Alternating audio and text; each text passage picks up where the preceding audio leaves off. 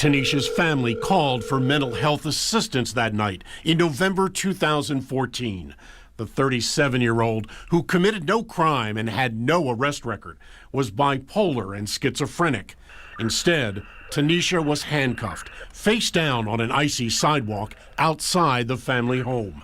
Her uncle wants the grand jury to remember Tanisha's dying words. Imagine her laying down saying the Lord's Prayer. That's how she passed away.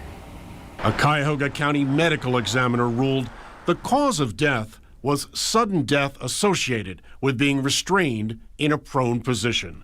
A police disciplinary review found the officers failed to call for an ambulance in a timely manner. I hope that the grand jury comes up with an indictment. His license plate is now a tragic reminder of the 14 minutes that went by before help was called. Imagine their loved one laying on the ground, almost butt naked for 14 minutes before a supervisor was ever called.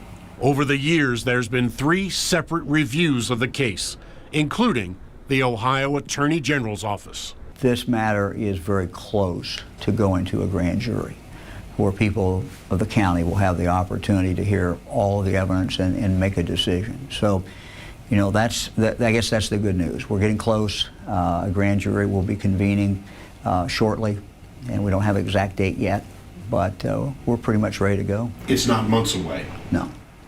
We're looking for time in the grand jury schedule and trying to work this out with Cuyahoga County officials. Well, it was a grand jury investigation that dragged on until today. Now, a police review found both officers violated police procedures but have remained on the job.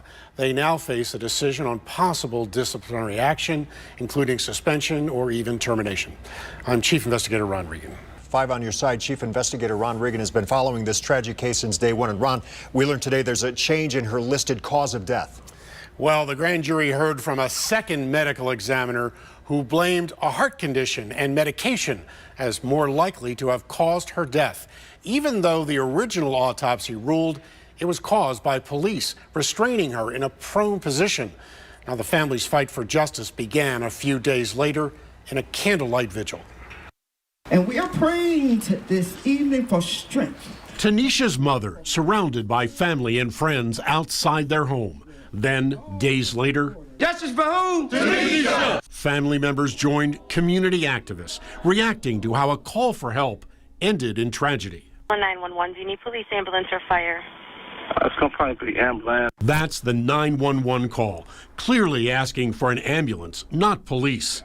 Family members of 37-year-old Tanisha Anderson say they called 911 for medical and mental health assistance. This police report we obtained says Tanisha was not violent. Even so, family members say police used what's called a takedown move. Tanisha collapsed and left on a cold sidewalk outside their home until an ambulance finally arrived. A month later, another rally. And by January 2015, the family filed a wrongful death lawsuit. And I suspended Officer Aldridge for 10 days and issued a written warning to Officer Myers relative to the Tanisha Anderson incident. And it was a really,